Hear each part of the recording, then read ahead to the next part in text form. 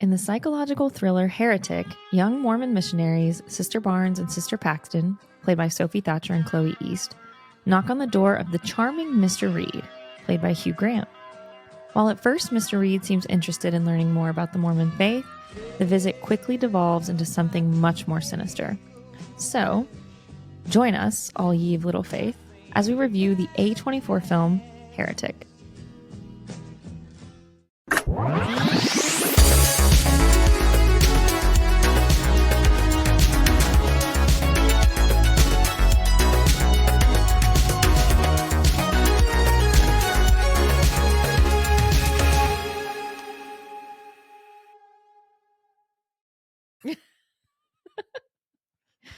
Hi. Hello. Hi. And welcome to Once More Unhinged, our weekly chat show where we get together to discuss whatever we're reading, watching, listening to, or praying about this week. I'm Sister Katz. And I'm Father Something. Hi. Have you been a good contrite girl this week? Not at all. Okay. Never. What are you praying about this week with the rest of the world? Anyway, all right. Jenny. Ryan. Today, we are going to discuss a film which I was very excited to see, and you agreed to see it with me. I did. This shocked me, not because you don't go to see a movie with me. I am shocked because you typically don't go in for a horror type flick. I do not. It's not However, my genre. This one didn't seem real gory and horror related. It was more of a psychological thriller, and it stars Hugh Grant. And I knew you couldn't resist. No. And you didn't let me down. I was so happy. I was shocked that you were going to go see a scary movie, but yeah, it had all the right elements just to kind of hook you. It did. Yeah, we were working on the pod and we were looking at different movies and films that we want to cover. Mm-hmm. And this one came up. You'd mentioned it. And so we watched the trailer together and I was like, okay, I'm interested. And I'm so glad we went to see it because it was a great movie to see in theaters. Mm-hmm. Loved Hugh Grant. And Hugh Grant is amazing. We're going to get into it. I'm glad we saw it in the theater too, because it's the type of film that I feel like if I was going to stream it at home and be like, yeah, I'll give it a whirl tonight. Like, I'd be on my phone scrolling probably. I'd be on my phone scrolling and I would have missed important pieces where I wouldn't have really understood where this film fell apart. Yeah. Because it does. Spoiler alert. But other than that, yeah, I'm with you. I'm really glad that we saw it in the theater. Yeah. I do not regret the ticket price for this admission. It was worth the price of admission. Full agree. Yeah. Before we get into it too much further, spoiler warning. Today, we will be discussing the A24 film Heretic. We're going to spoil the hell out of it. The heck out of it. The heck. Gosh darn it. If you haven't seen this film, go see it, say a few prayers, come back. But yeah, we're going to talk about everything that happens in this movie. So yeah, you've been warned. All right, Ryan. Jenny. What are your overall thoughts about this film? I have some very positive things to say about this film. Let's hear it. Overall, Hugh Grant's portrayal as Mr. Reed is a significant departure from the roles that he has played in the past. Mr. Rom-Com, Mr. Heartthrob, Excuse Mr. me, he British. Was the Oompa Loompa. Like I said, Heartthrob, Rom-Com. And he delivers this really chilling and, as you said, and I think PCHH nailed it, sinister. Very. Just a really compelling performance on his behalf. And I think that he's probably going to get some wide praise for this. I think he has and he should. Yeah, he really should. Yeah. Love that. I really enjoyed Sophie Thatcher and Chloe East, two unknowns to me. And they've been in a few things. I mean, but they're not. They're unknown to me. And right, they're not A-list. This is it seemed like breakout performances by these two young actresses who I think have the potential to have some really great careers. Both of them have a little bit of a different energy, but they played off of one another so well. They held their own in multiple scenes with Hugh Grant. Oh, absolutely. And holding a scene with Hugh Grant, go ask some of the older actresses that have worked with him. They have lots of stuff to say. Yeah. Anyway, I thought it was great. The cinematography, the costuming was like the first thing that I pointed out to you before. Yes. Like we weren't even 5 minutes into this, and I think I was like, "Hey, I really like the costuming." Yeah, I did too. Just it looks good, it feels good, it's believable, and yeah, the first half of this movie I thoroughly enjoyed. Same. I really enjoyed the writing and the characterization of Sister Barnes and Sister Paxton. Just to give a little background about the movie, this was written by Scott Beck and Brian Woods. They wrote and directed this, and they did A Quiet Place, the first one. Which, have you seen A Quiet Place? I guess they produced the film as well, so this is totally theirs. That's awesome. I did see A Quiet Place, and I didn't really get it. As you mentioned, I'm not really a horror thriller. If I'm going to do a thriller, it's going to be like The Pelican Brief, like that kind of. Also, I don't like a gory thriller. I want to shout out the writing, because when we first open the film, there's a conversation between Sister Barnes and Sister Paxton. Sister Paxton, played by Chloe East, is talking about watching porn. But the way she's describing it, she's like, it's this film where they are having intercourse, and you just get this sense right away that Sister Paxton is probably a bit more sheltered, a bit more naive. Yeah. And the costuming kind of reflects that. She's dressed a little bit more childlike. And then Sister Barnes, played by Sophie Thatcher, she's seen some things. Maybe she's a little bit more experienced. She's not as like doe-eyed. And we find out later that she's not. Yeah, we see that there's little clues, and as you said, the writing is so good. Like, they set this up where it starts unfolding. There's a moment where Hugh Grant asks them where they're from. Are you from Salt Lake City? Are you from you know? And they say, yes, we both are. And then Sister Barnes says, actually, I was born in Philadelphia. Yes, they came. She was not raised in the Mormon church. Yeah. So anyway, these just little nuggets of this writing, which is just chef's kiss, really well it's done. Really good. And she does a lot with her face. Sophie Thatcher does Chloe East is like bright eyed and like, we're going to convert people and do this. And you can just see the look on her face. She's like, oh, she just is a little bit hardened or something. She's different. Yeah, she seems like, of the two, she's probably the oldest one, or the one that has a bit more maturity behind her. She's got some street smarts, probably some more life experience. Yeah, which we find out that she does. Yeah, because she says that she and her mother converted to Mormonism after the death of her father when she was 12. Or I don't know if they give an age, but she was older. She was not born and raised in the Mormon faith. Right. So it's very well done. I really enjoyed not only the writing in terms of characterization, but when we get to Mr. Reed's house and Hugh Grant is, he's got his little sweater on. He answers the door. He's so charming. He's doing the Hugh Grant charm. Yes. And then when they sit down and have the conversation about faith and the one true faith and religion, it's just so sharp. Yeah. And interesting. It really is. I wanted more of that. I wanted more sitting down with the blueberry pie candle and talking about religion. Candle. Yeah. Yes. When you get past the initial meet and greet of these characters, where you have the young missionaries who are going down the list, they're making their rounds, they're young women having young women conversations, they're talking about porn. Paxton is describing it as the aha moment for her, where she knew that her faith was real by watching porn at the moment of climax and seeing like the light go out of like these people's eyes, where she's interpreting this as, she is resorted to this career and not one that was chosen out of like love or joy or whatever. Anyway, it's very thought-provoking theological debates that happen after we get this initial meet and greet between these characters. You get the very charming Hugh Grant. Welcome in. Can I? Of course, my wife is in the kitchen, right? Because they say they can't come in unless a woman is present. And immediately, like as the viewer, and if you watch the trailer, it gives a lot away. But I mean, it doesn't take the trailer to say something's don't not right. Do that. Don't go in. Don't go in. No, something's not right. But they go in nonetheless because they're very trusting. Well, but you can see immediately Sister Barnes is like, this doesn't. She's on alert immediately. Sure.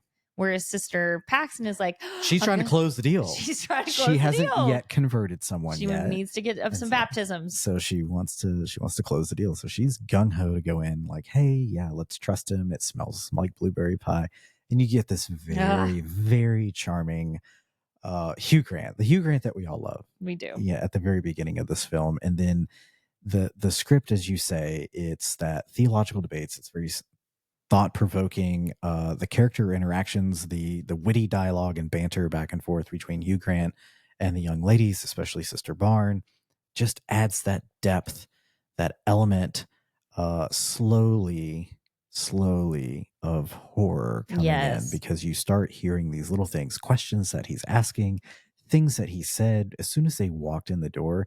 And he says, "Let me take your coats, and I hope you don't mind that there's metals in the walls and the floor." And he just kind of moves on. He says it, and you and I think both kind of like stopped. Yeah. We're like, hold on a second. Yeah. Like, this is going to come back. Well done. The script is phenomenal. It's great. And as the, evening begins to unravel, where Sister Barnes is very much like, we've got to get out of here. They try to call the elders at the church. They have no service. And there's a blizzard, of course. The lights have gone out, then come back on. It's very, they quickly realize, okay, there's no Mrs. Reed. Sure. When the conversation starts getting a little off center, so to speak, and he starts asking some more inappropriate questions where he's really not just probing about their faith, but starting to pry into who these two young women might be. And they start getting a bit more comfortable. The weather starts turning a bit more. And Hugh Grant's like, "Oh, well, of course, let me go get my wife. We can finish this conversation together." He comes back. Oh, she's shy. She's still in the kitchen. And all these things start building up, and you start noticing it as a viewer. Yeah. And then you see the characters start to process it, and it's just beautifully done. And you start getting chills, and you start feeling uncomfortable because you don't know what's going to happen, but you realize that they're in some sort of a trap. Yep. Because they try to leave. They go when he said, "Oh, I'm going to go get my wife." Sister Barnes is like, "Get up. Like, we've got to go." They can't open the front door. Mm-hmm. And I wondered something. They had been offered Coca-Colas. Yeah. And they don't touch them, which I'm sure is part of their training of like, hey, we can only have water, and like, don't drink something someone gives you. I wondered if they were drugged. Yeah. We'll never know. So they decide to go down the hallway after Mr. Reed to find him. And then, it's slowly they're locked in a house of horrors. There's all these uncomfortable moments where, red flags. They need to get out, and they're worried about not being able to get their bikes. And they have this whole conversation about getting their bikes, and then decide, well, let's just leave, and then realize that the door's locked. So it's like, that was null and void. Right. But, you and I think are and the viewers like, no, just leave. Just get out. Forget your fucking bikes. Your bike. Yeah, I know. Go to the neighbor, call the cops, call a friend, or whatever it may be. Yeah. And they can't get out. And I mean, it's again, very thought-provoking in ways that where's the line between hospitality and being kind to your host and not wanting to be disagreeable, right, and also listening to your gut and your intuition and getting your intuition out. And just, I mean, how many movies and TV, detective shows and series, 2020 episodes, right, Datelines have we watched where it's like, no, you probably don't want to do that. Right. Yeah. And so they make their way to the back of the house where he's like, "Yeah, you can leave. You just got to get through my house." And then they say you can leave at the back. You can't go out the front. Yeah. It's on a timer, and it's like red flag. And he's so nonchalant. Oh yeah. And he's got this music blaring at this point, and it's so loud, and that always gives me just like, I get dysregulated when the music is super loud. Yeah.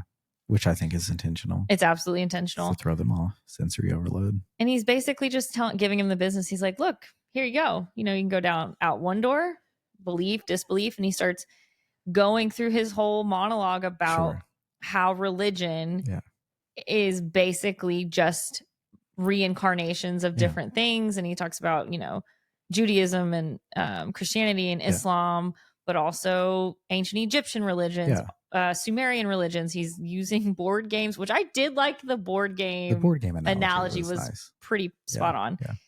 And by this point, they're panicked. Sure. Sister Paxton is crying. She's like, "Thank you for being so nice to us. Can we please leave?" She's trying to hold it together. Yeah. Really trying to be the gracious one. But Sister Barnes, who's again a little bit more street smart, is starting to push back. She's figuring out what's going on. This is a setup. It's a setup. Yeah.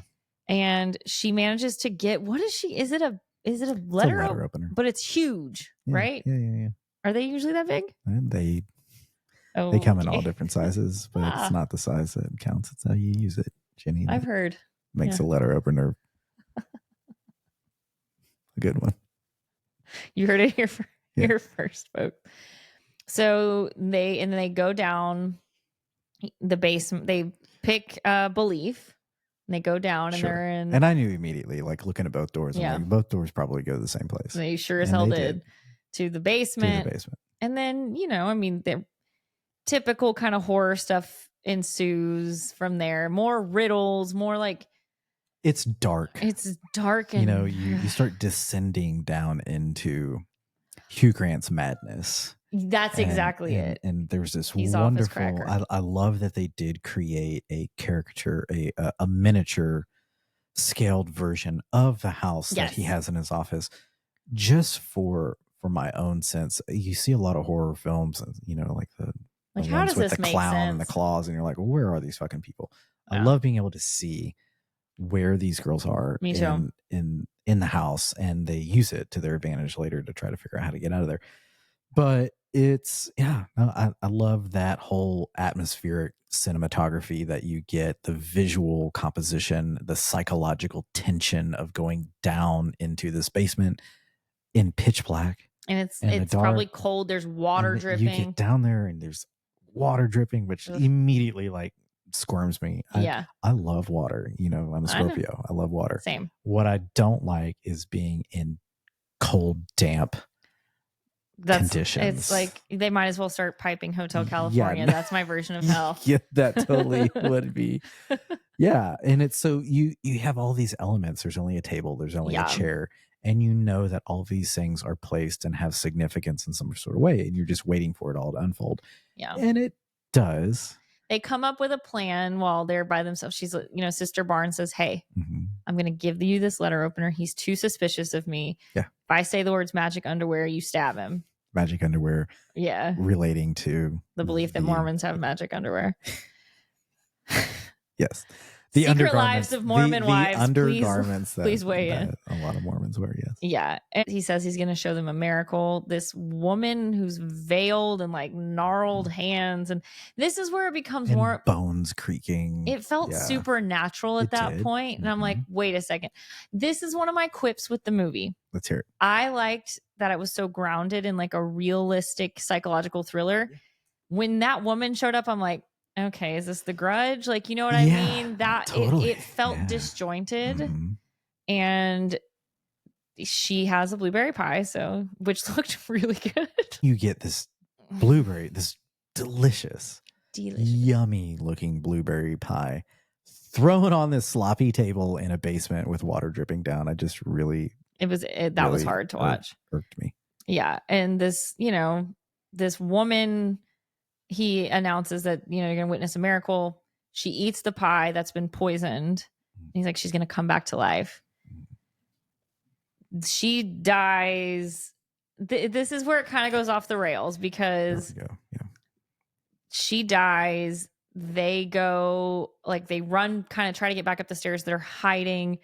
Then Elder Kennedy, who's a Mormon, who's at this point noticed that they haven't showed up. Yeah, that's about halfway through the film. We finally get a ding dong. Yes, he's like, have you seen these two women? And it's Topher Grace, everybody, which I was like, whoa, what's this guy doing in this movie? And it just the pacing starts getting off. And anyway, the woman who ate the pie and died comes back to life and was whispering things, it's not real. They've also procured some matches while Hugh Grant was answering the door, and they can't get them to light. Yeah, I mean, it's the I don't know, this seems like so formulaic, where it's like, things start rolling and progressing a little quicker toward the end of these psychological thrillers because your heartbeat is starting to get up and you feel like you're in this situation that they're in. The matches won't light. They're trying to set a fire. Topher Grace. Mr. Kennedy has Elder Kennedy has come to the door. And so you're thinking, okay, there's going to be something. Either they're going to get his attention and he's going to die or what have you. Yeah. And there is this moment where he is sent away, although he's suspicious because this is the last house on the list where they would have been seen. And he just turns around, and when he comes back, he doesn't come back with one more question. Do you mind if I use your phone after all? And he's going to save the day. No, it's like, oh, did you get a pamphlet? Okay. So why did we need Elder Kennedy? I guess to for the ding dong, to give them that moment where they could try to get the matches. And then that's when they figured out.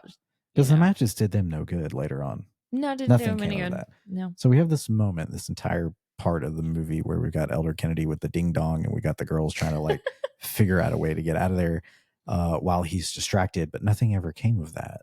It's not until later where we actually get something that was relevant to the story. Yeah. I don't know. Just seemed kind of like wasted space. Well, Hugh Grant, it did. It just, this is again, it's like it's tight and then it starts to go. Just kind of fizzled out. Hugh Grant comes down and Sister Barnes is like kind of pushing back and giving him the business. Yeah. And he fucking slices her neck with a box cutter. With no warning. Just lets her have it. And she falls and she dies. And he then opens her arm and pulls out her birth control implant. Says that it's some sort of an implant that they've given her. They have given her. Yeah. And so this is where I'm like, wait, so is he fully off his fucking cracker? Well, that's when you start realizing that he must be. Yeah. Because he goes from having faith and believing and don't worry, she's going to come back to life. Yeah. To very quickly just laying down next to her and saying, oh, well, I guess she's not going to make it. Let me dive in, because he saw her implant. The scar. Her IED scar. It's not an IED. It's not an IED? No, IED is in your uterus. That is What's this one? It's the one that they put in your arm. It's like a capsule type of thing that releases birth control hormones. Yeah, okay. So birth control. It's birth control. Yeah. It's an implant. It is an implant, but he's using it as like a microchip. Elon Musk, put your foil helmet on implant. Fuck.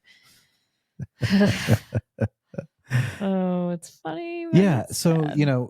We get to the end of the film here and you realize that he's off his cracker. We've lost one of the girls. The naive one actually ends up being the one who was pretty clever and has been paying attention the entire time and starts putting it together. Yes. Yeah. She's hyping herself up and she's like, okay, for every problem, there's a solution. She starts putting the pieces together and she goes tete-a-tete for him at the very end. Yes, after discovering that he's keeping the final confrontation, women in cages, which is just so strange. I mean, I get it. It's a horror movie and I understand that women go missing and they're never found. Yeah.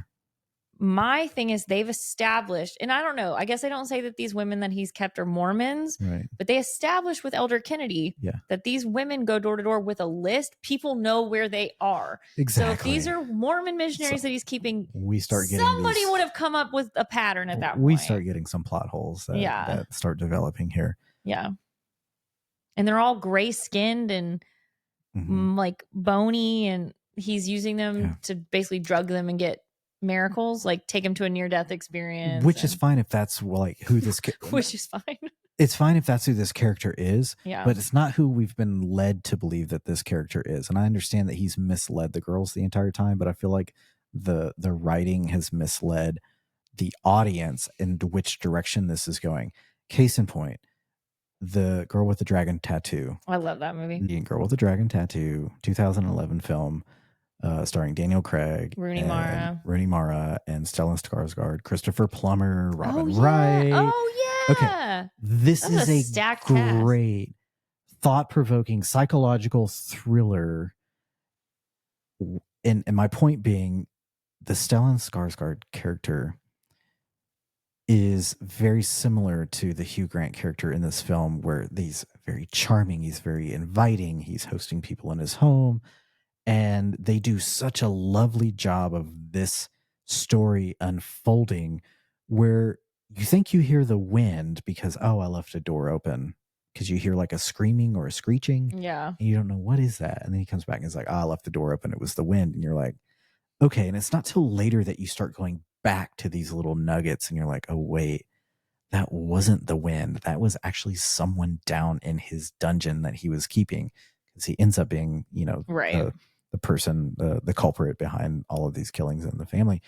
And that was well done in a way that's like, oh shit, this person had an entire room in their house and were murdering and kidnapping and what have you.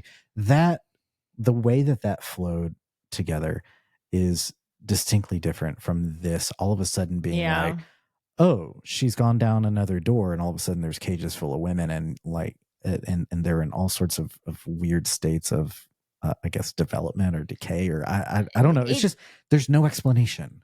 Well, and they just, it felt like weirdly supernatural. If she would have gone down into the cellar, right, and there was a bunch of like skeletons and dead bodies, that would have made more sense to me. Yeah, but why are you? So what are you? Then I would have been like, oh, well, that's it. That was your fate. The faith was, you know, right there in front of you, which was you weren't listening to what your gut was telling you. I just feel I'm with you. It was like not. We realize that something's not right with Hugh Grant. But is it he is just this like fanatic atheist, or is that just the con, or non-denominational, or is that the con, or is he like lost his fucking grip on reality and is drugging? It wasn't cohesive. And I did, and it felt supernatural. I'm like, these women, why do they look like they wouldn't be alive? Like, I don't. It just what are they didn't eating? make sense. Yeah, in their cages. It's so many questions that they just kind of really left unanswered. Again, these plot holes start developing, and you're like, hold on, point of order. Got a question here. But I will say, Hugh Grant's performance from Mr. Bubbly Notting Hill to with this his sweater, really great sweater, sinister toward the very end of the movie, even during his scene where he dies, and it's very long and dramatic and Shakespearean. It doesn't make a whole lot of sense. No, but it doesn't. Man, does he ever fucking play it. Oh, I more of this type of Hugh Grant. Please. And no offense, not as an Oompa Loompa. I want like this Hugh Grant. Yes. He's so good. He's really good. And he knows he's good. He's in this whole different character actor, as PCHH was saying, this new phase of his career. Yeah. And I have to say, I would argue he's still a leading man. 1000%. He's not like, don't just lay into the character actor thing. Although if that's what you want to do, Hugh, go for it. It's your career, your choice. But I think he's great. I think he's still got the chops. I mean, if this doesn't get him some sort of an award nomination, I understand the rest of the film around it is like, but really his performance is incredible. And the performance of these two actresses are incredible as well. I agree. Go see it. Heretic is in theaters now. Check it out. Support your theaters, man. Like, I love that we live in this age of streaming and we can get stuff instantly, but I think it'll be a really sad day if there's not any more movie theaters. So go see Heretic. Go check it out. And it's also just fun to go to the movies with your pal. Yeah. Thank you. Thank you for listening to Once More Unhinged. Yeah. These episodes come out on Wednesdays, and be sure to check out our latest episodes of Once More, a rewatch podcast, which come out every Friday, but kind of. We are currently on a break. We are doing a rebrand. We're kind of on a break. We're between season 2 and season 3, but we'll be back with season 3 of Buffy the Vampire Slayer shortly. Join us. Catch up on seasons 1 and 2 if you haven't. Yes, for more Unhinged content and to check up on our previous episodes, please follow us. We are at Once More Podcast on TikTok, Instagram, Facebook, and Threads. And you can catch us on Spotify and YouTube as well. Yeah, go follow us on YouTube. Yeah. Unhinged is produced by us. I'm Ryan something. And I'm Sister Katz. Peace be with you. Shalom. Bye.